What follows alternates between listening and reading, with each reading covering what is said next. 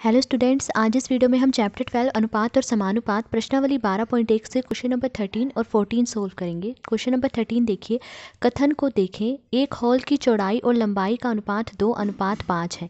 एक हॉल है, उसकी चौड़ाई और लंबाई का अनुपात हमें दिया गया है 2:5।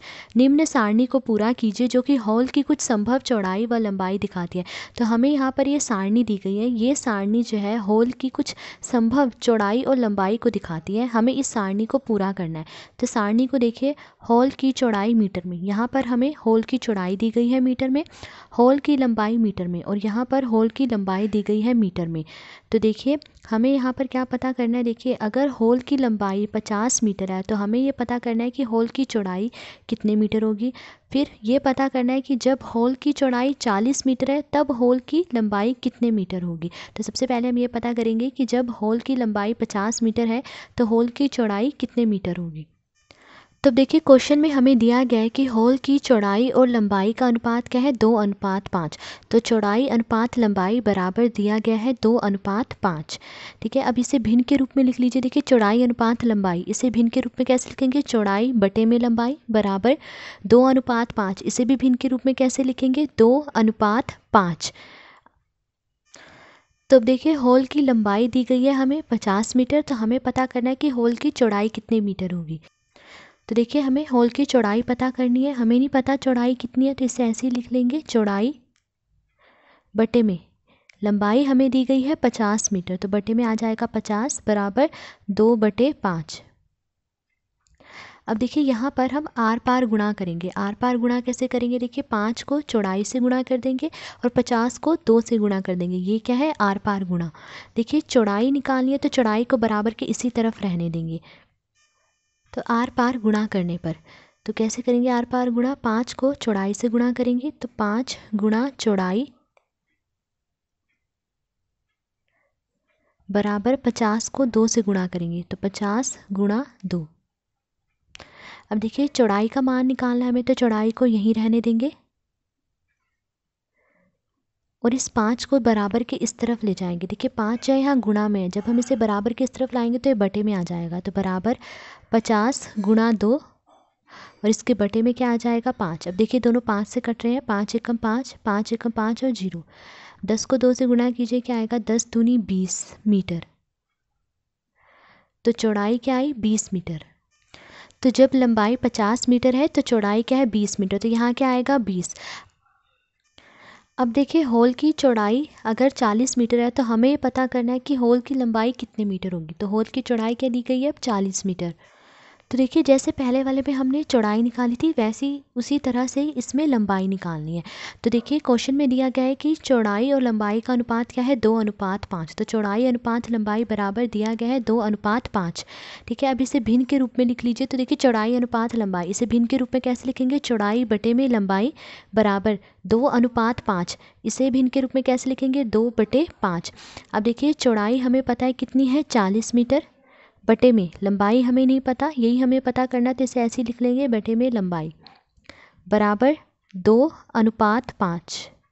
अब आर पार गुणा करेंगे। देखिए लंबाई को 2 से गुणा कर देंगे और 5 को 40 से गुणा करेंगे। देखिए लंबाई पता करनी है ना, तो लंबाई को बराबर के इसी तरफ रहने देंगे। तो आर पार गुणा करने पर, अब हम आर पार गुणा करें तो देखिए लंबाई को 2 से गुणा करेंगे तो लंबाई गुणा 2 बराबर 5 को 40 से गुणा करेंगे, 5 गुणा 40। अब देखिए लंबाई का मान निकाला है तो लंबाई को यहीं रहने देंगे और इस 2 को बराबर के उस तरफ ले जाएंगे। तो देखिए लंबाई को यहीं रहने देंगे।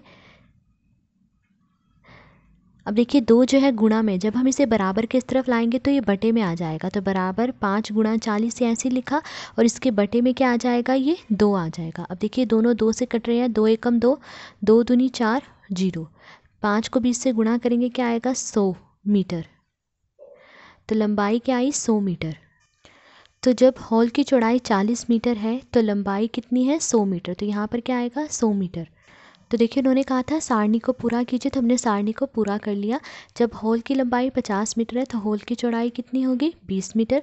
और जब हॉल की चौड़ाई 40 मीटर है तो हॉल की लंबाई क्या होगी, 100 मीटर। तो यहाँ क्या आएगा, 100।